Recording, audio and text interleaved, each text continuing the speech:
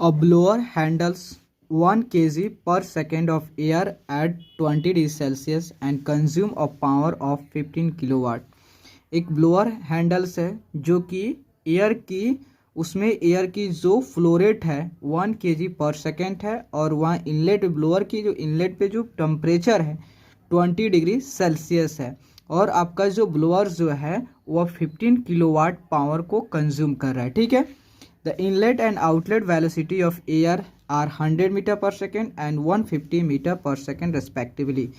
जो कि क्या कर रहा है कि आपका जो ब्लोअर्स की इनलेट पे और आउटलेट पे जो वेलोसिटी है वो 100 मीटर पर सेकेंड एंड 150 मीटर पर सेकेंड। तो क्वेश्चन पूछ रहा है find the exit air temperature, मतलब एयर जो पे आपका ब्लोअर्स की एग्जिट पे टेम्परेचर क्या होगा वो फाइंड आउट करना है। और एज्यूमिंग एडियाबेटिक कंडीशन, जो आपका ब्लोअर्स है वह एडियाबेटिक कंडीशन है, और जो उसमें जो एयर फ्लो कर रहा है उसकी जो एयर की जो सीपी है वह उसका दिया 1.005 किलो जूल पर केजी केल्विन दिया हुआ है। ठीक है। तो सबसे पहले हम ब्लोअर्स को बनाते हैं। देखो तो आपका ये क्या है, सपोज ये जो है यह आपका ब्लोअर्स है। ठीक है। मैं इसे, और यह एडियाबेटिक है तो इसे एडियाबेटिक कर दे रहा हूँ, एडियाबेटिक। ठीक है। इससे किसी प्रकार का हीट नहीं जा रहा। ठीक है। एडियाबेटिक है। ठीक है। तो मीन्स कहने का मतलब है कि सपोज इसको हम सेक्शन 1 इसे मान रहे, इसे सेक्शन 2 मान रहे। इसके जो होता है इनलेट पे T1 की टेम्परेचर है 20 डिग्री सेल्सियस, और यहाँ पे जो वेलोसिटी है आपका कितना 100 मीटर पर सेकेंड है। ठीक है। और यहाँ पे जो है T2 की वैल्यू, एग्जिट की वैल्यू फाइंड आउट करना है, और आपको V2 जो है वेलोसिटी एट आउटलेट कितना है 150 मीटर पर सेकेंड है। और इसमें जो ब्लोअर्स लगा है, ठीक है, ये क्या कर रहा है आपको जोता है dW/d टाउ जोता है कितना -15 किलोवाट पावर को एज्यूम कर मतलब एब्जॉर्ब कर रहा है। ये क्या थी पावर को, इससे क्या हो रहा है, ये क्या कर रहा है पावर को कंज्यूम कर रहा है। और पावर जो वर्क ऑन द सिस्टम जो होता है वह क्या होता है नेगेटिव से शो किया जाता है, इसलिए जो पावर है आपका नेगेटिव से शो किया गया। ठीक है। तो अब क्वेश्चन सबसे पहले इसमें क्या करें, आपको एग्जिट के टेम्परेचर मतलब ब्लोअर के एग्जिट पे टेम्परेचर के वैल्यू फाइंड आउट करने के लिए हम इसमें क्या करें, steady flow energy equation SFE steady flow energy equation लगाएंगे। और किसके लिए, टाइम बेसिस के लिए, क्योंकि जो होता है यह आपका वर्क है, लेकिन वर्क जो था आपको टाइम बेसिस पे दिया है। तो टाइम बेसिस पे दिया है, देन हम टाइम बेसिस इस पे स्टडी फ्लो एनर्जी इक्वेशन लगाएंगे। देखो तो टाइम बेसिस लगाने के लिए क्या होता है, सबसे पहले mass flow rate into H1 plus V1² 2 plus GZ1 plus आपका dQ/d इक्वल टू होता है m into S2 plus V2² 2 plus होता है GZ2 plus dW/d tau. Okay, dW/d है। तो सबसे पहले dW/d है, तो देखो ये आपका क्या है एडियाबेटिक है, इससे ना ही जो होता है आपके जो ब्लोअर है, ब्लोअर हैंडल्स है, उससे ना बाहर हीट जा रहा है ना बाहर से इसमें हीट आ रहा है, मतलब dQ/d 0 हो गया। ठीक है।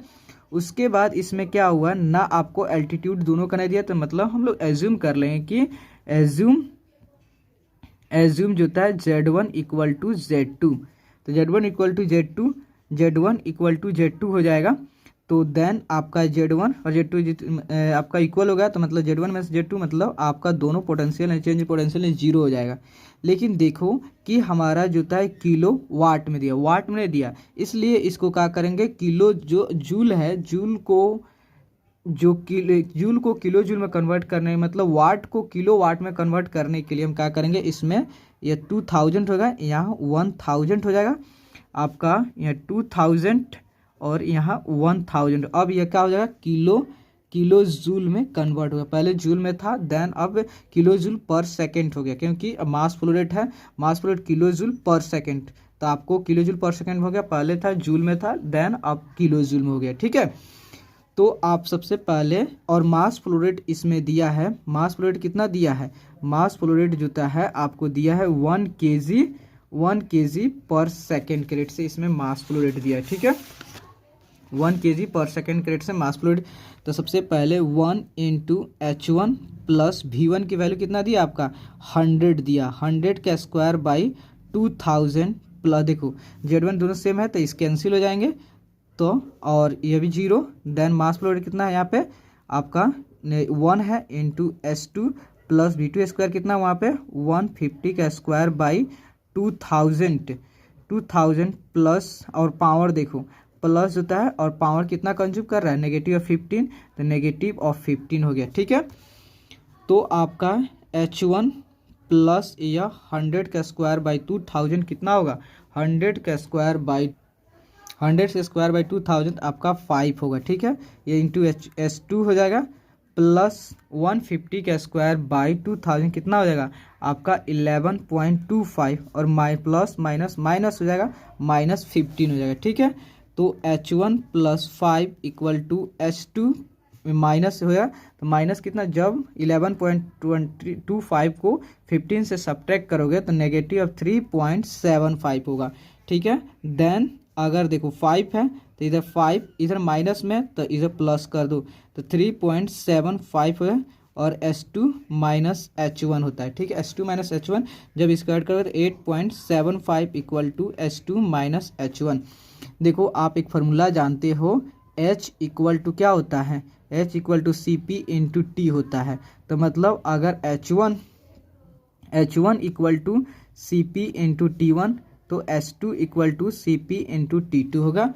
तो देखो तो यह क्या होगा CP into T2 minus CP into T1 होगा, और 8.75, तो 8.75 को CP कॉमन कर लोगे तो T2 माइनस T1 होगा, तो 8.75 और CP जो है दिया हुआ कितना 1.005 इंटू T2 माइनस T1 की वैल्यू कितना दिया आपका 20 डिग्री सेल्सियस दिया हुआ है।